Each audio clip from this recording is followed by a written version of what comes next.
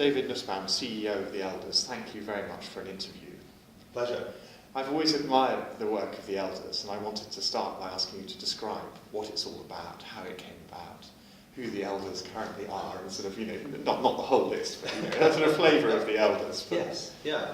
Well, the idea goes back to Peter Gabriel, the musician, and Richard Branson, the entrepreneur, having a conversation about the state of things, 12 years ago or something, and reflecting that the world was increasingly a global village, and thinking what a global village needs is some global elders in the African village sort of model of elders. Not the people who are running the village, but the people who the people running the village might talk to, or might be talked to by these elders, and who other people might get some wisdom from their experience and perspectives. So they had a word with Nelson Mandela, as you do. In fact, there was a meeting, I understand from conversations I've had with those involved, of Nelson Mandela, Gracia Michelle, his wife, now widow, of course, Peter and Richard, in London, where they sort of put this proposition to him. I think they may have offered to sort of support it financially to get it going. And he was sort of convinced there was something in this idea. There was then quite a process of working through, well, how would this work, how would it operate, who would it be, how would they be appointed, how does the funding work, blah, blah, blah, blah, blah. And that took some time, but eventually, on Nelson Mandela's 89th birthday, 18th of July 2007, the Elders was launched by Mandela. And they pulled together a group of about a dozen people. Some of the most famous names in that group were Desmond Tutu, who was the first chair, and I might come back to that. Jimmy Carter, the former US President, Kofi Annan, the former UN Secretary General, Gracia Michelle was one. Nelson Mandela himself was never one of the elders, he was sort of the founder, as it were, and pulled them together. And then others, Mary Robinson, Gru Brundtland, and Todd, I won't go through the whole list. Some of those original group, four actually now, have stepped down from active duties, including Jimmy Carter and Desmond Tutu. And Kofi Annan is now the chair, following Arch, as he's usually known amongst the elders. Arch is stepping down from active service as part of his retirement. And then there's an advisory council which helps fund the operation, and Richard and Peter are sort of part of that, but also have a particular status as patrons, because they were, in a way, the originators or the imaginers of this. And are still actively involved. The way the Elders works is interesting. Firstly, they meet together physically twice a year for 3 days each time, and the Advisory Council are also often involved in those meetings.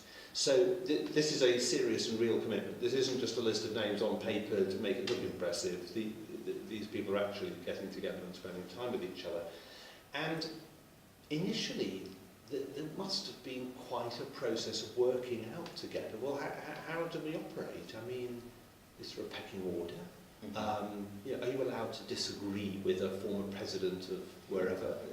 And I think having Arch as the chair was a stroke of genius, because of course, if we're talking about pecking orders, he's playing a different game in the faith community.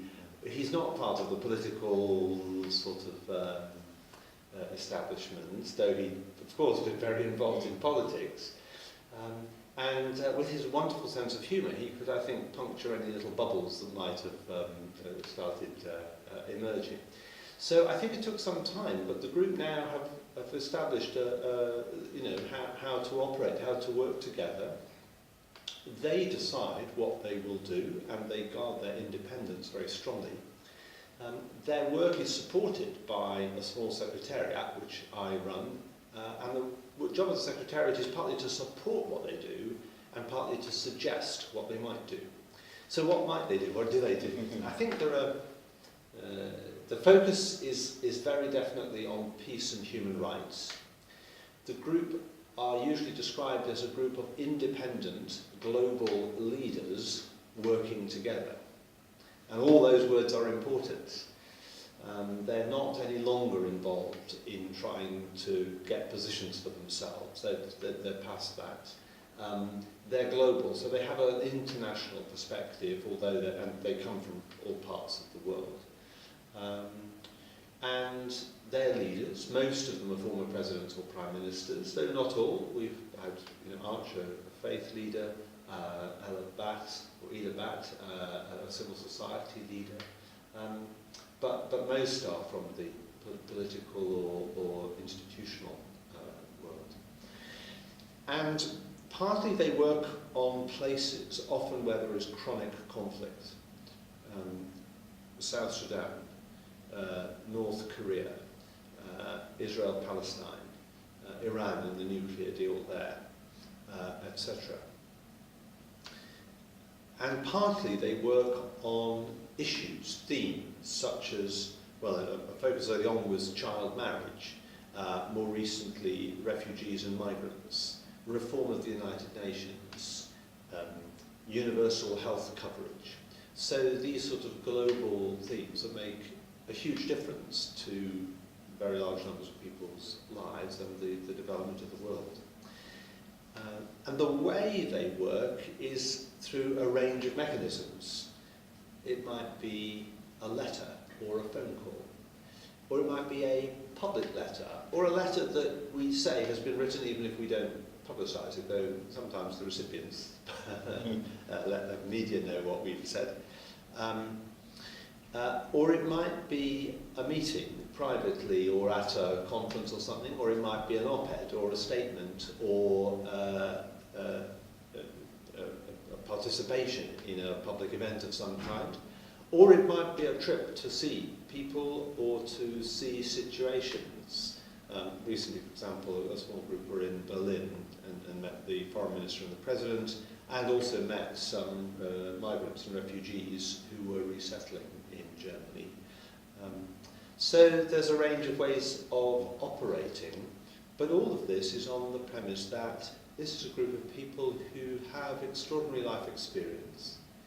Between them bring a range of understandings, perspectives, insights into the big challenges facing people who are now currently trying to run the global village, or those who are experiencing life in the global village and realizing what that means for them. And it's something remarkable, really, to see a group of clearly older people, these are elders, in an age when we tend to be very focused on young people, but to see that older people too have an important, valuable contribution to make to society. At the same time, one of the things the elders do is also to focus on younger people. They've had a program called Elders and Youngers to look at inspiring the next generation of future leaders of the global village. So I hope that gives you some... That was a wonderful description. And how do the elders feel about the challenges facing the global village at the moment? And what are the current priorities of action engagement? I think one of the elders' characteristics is to maintain a sense of hope. I think it was Archbishop Tutu who referred to being prisoners of hope. And I think partly because of their perspectives, they've seen things get better and get worse and change, and so have a sense of what are the possibilities. That's not, though, a naive perspective. I think they are also people, I've noticed this in the short time I've been chief executive, that they're willing to identify when is the moment, and there may be times when nothing there's nothing obvious that they can do that would make a positive difference at the moment, and perhaps the best thing for them to do for the moment is not to do anything. I come from, as you know, the NGO world, and at the risk of being a bit controversial, sometimes NGOs think something must be done, therefore we must do something. This is the kind of thing we do, so we should do this. And the others may think something should be done, but it shouldn't be us at the moment. And sometimes, of course, because they haven't said anything at one point, they're in a position to say something at another point, and people might listen who wouldn't have been prepared to listen if they'd been very publicly criticised at another moment. Equally, the elders are perfectly willing to be publicly critical of people because they've got no need for themselves to maintain relationships which are not where there's no tension from previous criticism. If they choose not to, it's because they think that's the best thing to do. So in terms of current priorities, well, firstly, I think there would be a number of things that are of deep concern to the elders at the moment. One of those, just very topical as we're speaking now, is the fact that the world has one famine in South Sudan and the prospect of 3 more in northern Nigeria, Somalia and Yemen. To be in a position in this part of the 21st century where we have major famines is a deep failure. These famines seem generally to be caused primarily, at least, by conflict. Of course, then you have questions about what's fueling the conflict. Of course, there's enough food in the world. We haven't got a shortage of food. It's a question of distribution, of people having entitlement and access to food, and others not blocking that. So that's deeply disturbing. I think secondly, the rising sense of us versus them, and we must protect us, our part of humanity, at the expense potentially of them, whoever them is in a particular context. These words like xenophobia bandied around. And that's disturbing because all of us are sometimes them to other groups. And a sense of human solidarity with each other, and how do we look after each other and accept responsibilities for each other, is, I think, an important part of the elders' perspective on the world. And of course, people sometimes have fears. They are worried about what the future may hold for them and their families and their community, or they've had experiences which have been difficult. And when people feel like that, often they will look around, well, whose fault is this then? And it can be appealing when some leaders say, well, it's those people's fault, we'll blame them. And that, fueling that, that approach to reacting to your life experience can be deeply destructive of building human solidarity with each other. And in the end, as we know, it's a relatively small planet, there's a lot of us on it, and we've got to work out how to live together on this one inhabitable planet that we know of. And all the resources we need to do that are there. We just have to steward them carefully. So that would be something think about how the elders feel about the issues. In terms of what are they focused on, well, some of those places and issues. Also, for example, I mentioned earlier universal health coverage. That is to say, how do we ensure that everybody has access to the healthcare they need without suffering financial distress as a result? So it's not just that in theory there's some system, it's that people can access it without financial distress as a consequence. And in some countries, we rather take that for granted. Here in the UK, we're all very familiar with the National Health Service, which has its strains and struggles, but we still have this sense that in the end, the principle is that everybody should have access to the care they need without financial distress. In other countries, that's not the case. And so the elders have been looking at, well, are there countries where they've made a lot of progress on that? And there are. And are there countries which could make a lot more progress on that, which could affect the lives and the life chances of hundreds of millions of people? And so that's been something we've been working on, talking about, coming up with policy suggestions. And one of the reasons I think the elders is an appropriate group to look at that is because often it's a political decision, and it requires the political will and focus to change your health care system so that it does provide the access that people need. And most of the elders understand the context of being a political leader, being elected, or having been elected and maybe wanting to stand for re-election, having to manage a country's finances. How do you handle all that? And so they can empathise with political leaders facing big decisions like that and talk about it with some credibility and experience. So there's another example of things we're working on. Thank you, David. Mary Robinson has been incredibly thoughtful and a wonderful leader on climate change Yes. for a long time, and very eloquent on the issue of climate justice and our responsibilities to the poorest and most vulnerable who are most affected by climate. As part of the elders' work, will there continue to be a strong focus on climate change and on the broader environmental challenges we face? Yes, I think climate change, as you say, has been part of the elders' portfolio because it is such a significant issue which affects so many other issues. It's also one where having a sense of perspective, time-wise, is important. You know, climate change creates some acute issues, but underlying it's a chronic issue. It's a long-term issue that's been building up for a long time and is going to require us to take action for a long time. And the elders can bring some of that perspective, as well as the sense of urgency that the science tells us is there.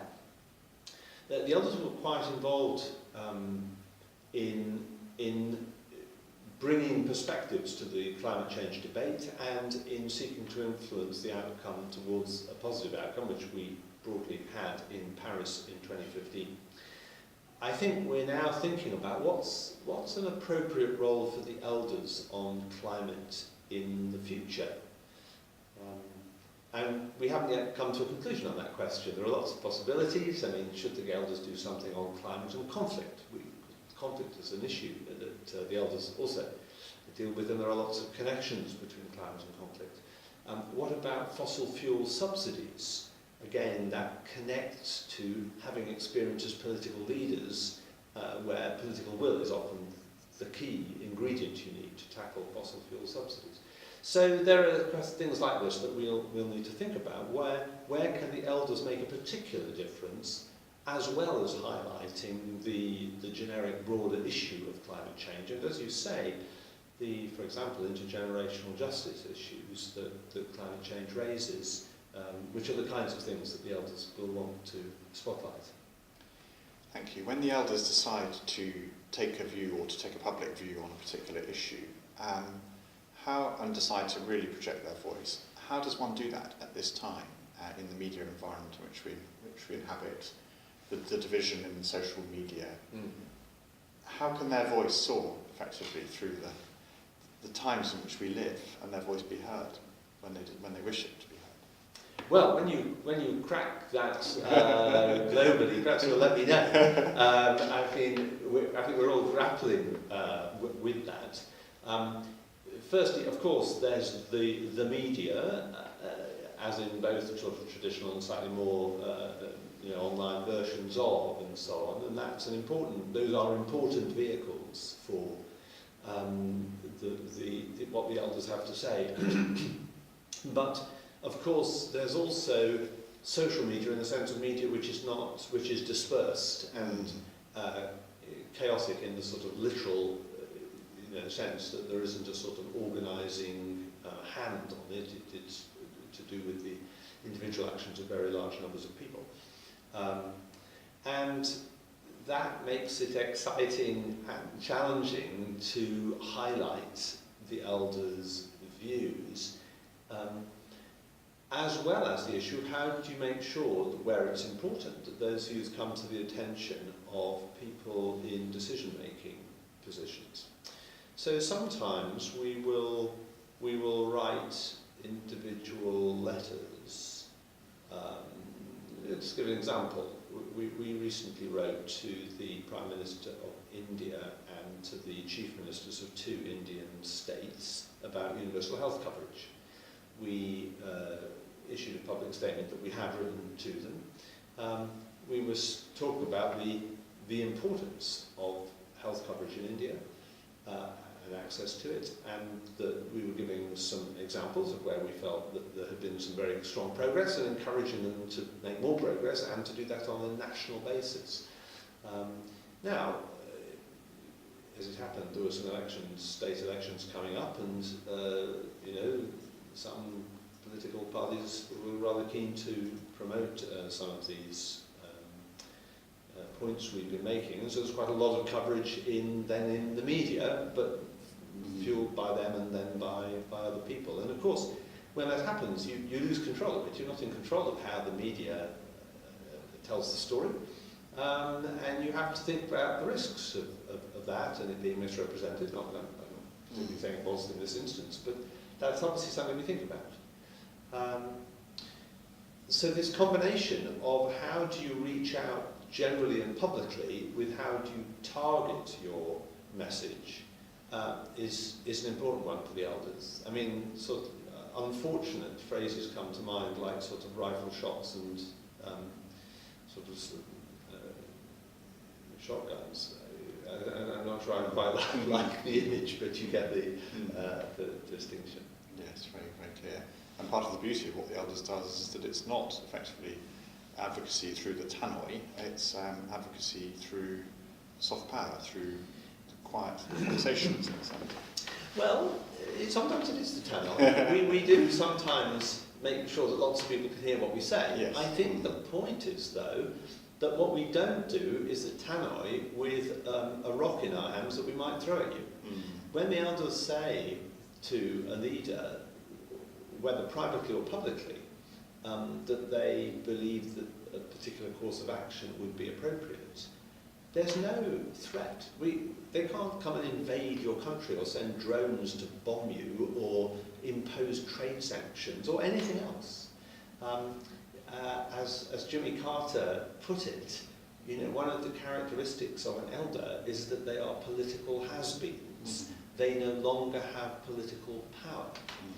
They do have influence and some suasion over people, but there's no hard power, there's no army or whatever else behind. And that's in a way the point. They're saying this because they think this would be the best thing. There's no sort of self-interest of protecting their own countries or careers or whatever else. On Israel-Palestine, Avaz has just launched, I think, a new campaign around settlements and so on, and one thinks of Jimmy Carter and all that he did over so many years to support the peace process.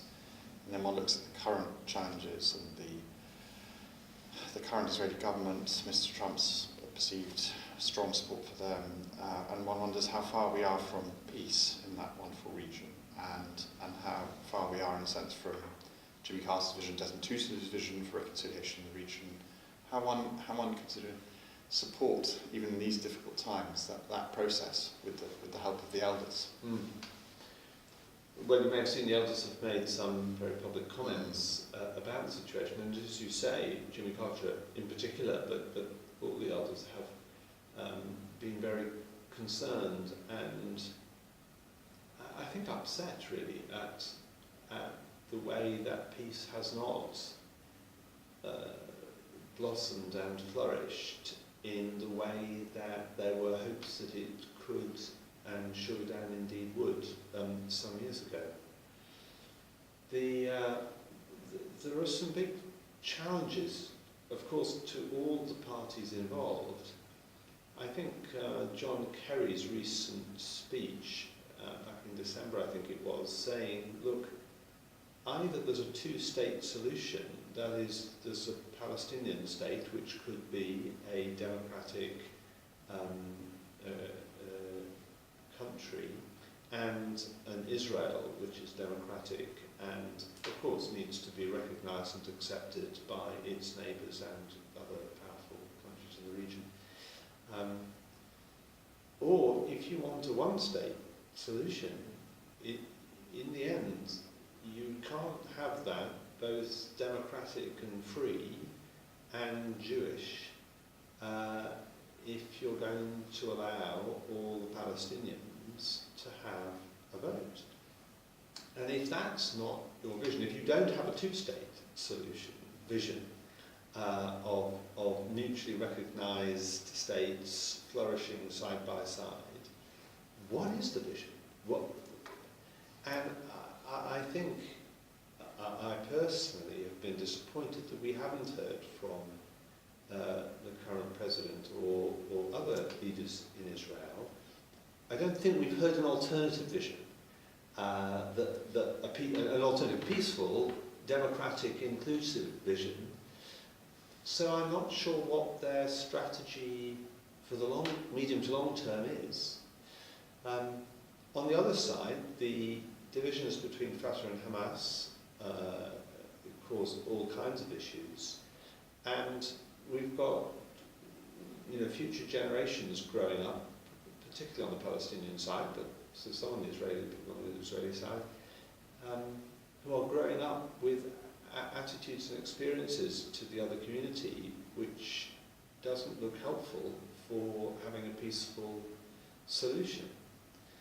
Now, hopefully there'll come a point where in both an Israeli and a Palestinian context, the political context or realities will be such that leaders will lead towards peaceful solutions and will be prepared to take some modest risks to do that.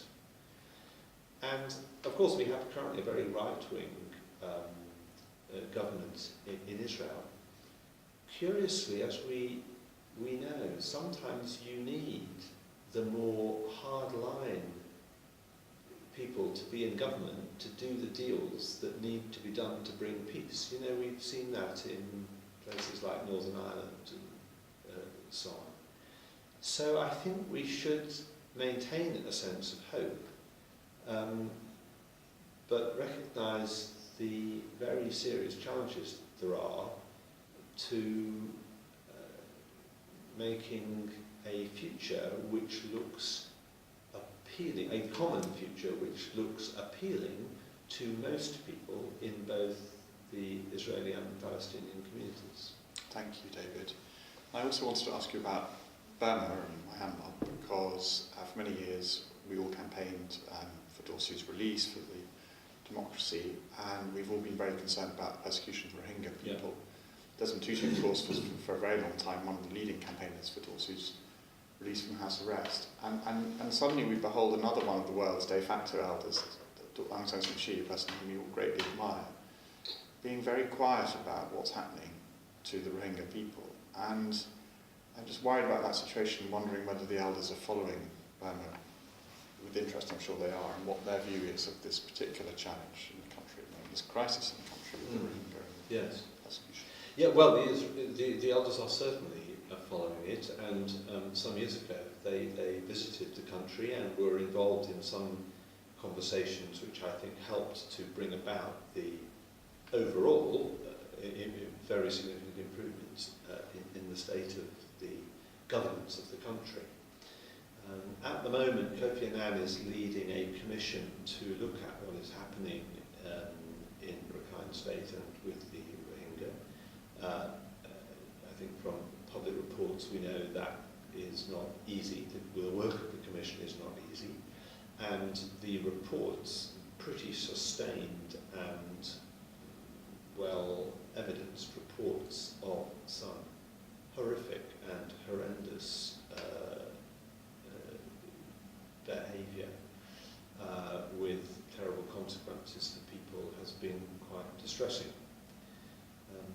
And the situation continues.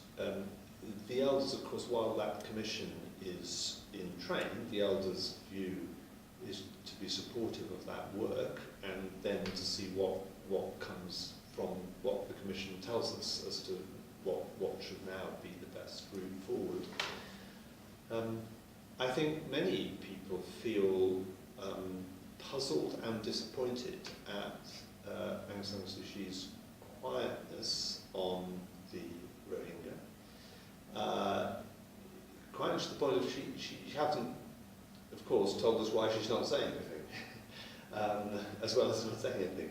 So we don't know. I think some people would observe that, you know, it's when you get into a position where you have political influence and power, it gets complicated and difficult. Maybe at some point we'll be able to hear what her views, reflections, why she made the decision she did. At the moment we don't know, so it's difficult to come to any firm conclusion on that. But I think the elders would want to maintain their commitment to human rights for all, including the Rohingya, whatever the circumstances. Thank you, David. I wanted to ask you one other issue, particular issue, and then a few broader questions to close. The other issue is about Kofi Annan's, I think, wonderful work with his Africa Progress panel on access to solar energy and renewable energy for the over 1 billion people currently in the world who don't have access to energy. My understanding is he did that wearing his Africa Progress panel hat in the first instance rather than perhaps the elders' hat. But is this area of work something that he wishes to continue and something which the elders would also wish to contribute to, or is it Kofi in his personal capacity, as it were? Well, you'd have to ask him if you're talking about his personal capacity. Let me say a couple of other things on that. I mean, firstly, in a sense, of course, we have to distinguish, in one sense, between when people are acting as an elder and when they're acting in their personal capacity. Having said that, in another sense, people are elder. If you are an elder, you're an elder. And you're an elder all the time, whatever you're doing, and you can't sort of split people up into little bits. I think what we can be sure of is firstly that the elders, I mean, Kofi Annan and Robinson and Gudrun and others, are very committed to renewable energy as a crucial way of solving the climate change challenges. I mean, a part of the way, I mean, that's lots of other things we have to do as well. Secondly, that perhaps particularly in Africa, but not only, the provision of modern, clean power, electricity, is hugely important to improve people's lives. And so the provision of renewable energy and renewable power generally, I suppose I'm thinking of, is also good in that it opens up all other kinds of improvements for people. And so we're keen to see that, and as we know, solar power has the options intrinsic in it of providing local power rather than having to go to a national grid. I mean, that may also be an important part of the way a country needs to develop, but you can get much quicker modern power systems in using solar and other technologies without having first to build an entire national grid system. So that's also important, and it's fantastic to see what a difference this can make to people's lives. What's the future of the elders? Well, I am at the moment doing a review, a strategic review of the first 10 years of the elders, and I'll be reporting back and we'll be discussing that when the elders have their next meeting in May in Helsinki. And on the basis of that, I'll then be leading a process to develop a strategic framework for the next stage of the elders. So part of the answer is watch this space. I I think what's clear to me, and from the conversations I've had with people though, is that there's a strong sense that if the elders were needed 10 years ago when they were initially established, my goodness, they're needed now. I think also, with the benefit of 10 years experience, we know now some of the constraints and the challenges of having a group of elders, and so we can plan anticipating that. I think initially, of course, there was no one quite knew what could this do, what might this do, how might it operate, and so on. We've now some experience of that, so we can be more focused and anticipate what is and isn't possible. Though we'll need to look at, can we push the boundaries of what might be possible, given that other big changes have happened in the last 10 years. I mean, Twitter, hardly a reality 10 years ago. Facebook, it was very different. So the world has changed a lot technologically, but also, as we know, in the public mood in many parts of the world. And I think that's a concern. I am thinking of the outcome of the presidential election in the United States and the Brexit vote in the UK, but I'm also thinking of the approach to politics that's being taken in other countries, and not some other European countries, but also in South Asia, in parts of Africa, other parts of Asia, where values of the solidarity there is between us humans is not being encouraged and reinforced, but being challenged. Now, I mentioned I'm doing a strategic review of the first 10 years to the elders. The other thing we're going to be doing, starting in July this year, is celebrating that 10-year journey. Not by mainly talking about what the elders have done over 10 years, but by shining a light on other people, particularly groups and communities and collectives and so on, who have demonstrated the values that the elders seek to operate to. Values which I think were embodied in Nelson Mandela in his global role as a leader, in the way he set an example. And so we'll be looking to work with a number of international and global organisations, and through them to highlight amazing work being done by groups of people, communities that exhibit and demonstrate these values, be that solidarity with others, or the importance he put on freedom, or the sense of hope, or how do you tackle conflict with truth and reconciliation, some of those sort of themes, and the humility that Mandela demonstrated in the way he operated. Anyway, we want to finalise which particular collection of values we focus on. But that will then be a part of the future of the elders, this celebrating the work of others and highlighting it, and pointing out the relevance of this, both to all of us around the planet in the way we live our lives, but also the relevance of what these groups and communities have done to inspire and challenge those who have leadership roles around the world in what kind of leaders they're going to be for the future of our world. Thank you, David. And are there many more elders waiting in the wings to join this wonderful group? Well, we're in the market. Okay. If that's not open to good applicants. We don't want to have too many elders. The model is to have enough that they can all really know each other and all meet physically together and have discussions that are real and all are participating in. As I mentioned, 2 or 3 have stepped down from active duties, and so the elders are thinking about who are the right people to join the group. Because this group is, it's 10 years. Actually, there have been 1 or 2 who've joined since the original founding. But over time, the group has to renew itself. And so we're looking for who are the leaders who have generally, this isn't written, I suppose suppose, one of the things that has to be considered. But generally, these are former presidents, prime ministers, maybe foreign ministers, who have spent a good part of their career engaging with the world and the way it operates and the way it runs. But also, part of the elders' work is to be a voice for the voiceless, and so to have people who understand and empathise with and can get alongside people from any walk of life in any situation and find ways to amplify their voices and perspectives and concerns in the corridors of power, as we sometimes say. That's important.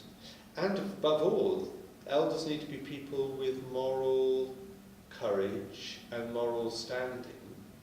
Not that they've been perfect, but that there is a general recognition that these people operated to high moral standards, even when that wasn't necessarily in their own personal best interests or political interests. And I think one of the challenges is for us to look around the world and say, well, where are the Mandelas of our generation? The Tutus, the Annams, the Carters, to quote some of the more famous names, the Robinsons, Brundtlands, Michelle, etc. And sometimes that's a challenging question to ask, though maybe we'll find some answers. I hope you do, for the sake of the global village. And are you hopeful, my final question, that the global village will listen to the elders, as it has done so often in the past 10 years? And are the elders themselves hopeful, despite all of the challenges of the world at the moment, that the global village is in the mood to listen to good advice and to more thoughtful, more conciliatory, more Mandela-like approaches to the challenges that the world faces? I think there would be two senses. One is that there are many people in the global village who are of a mind to listen and to take seriously what the elders say, but at the same time recognising there's a challenge that there seems to be a greater tendency to be in megaphone mode, where the megaphone is so loud that other voices don't get much of a chance to be heard by the ears.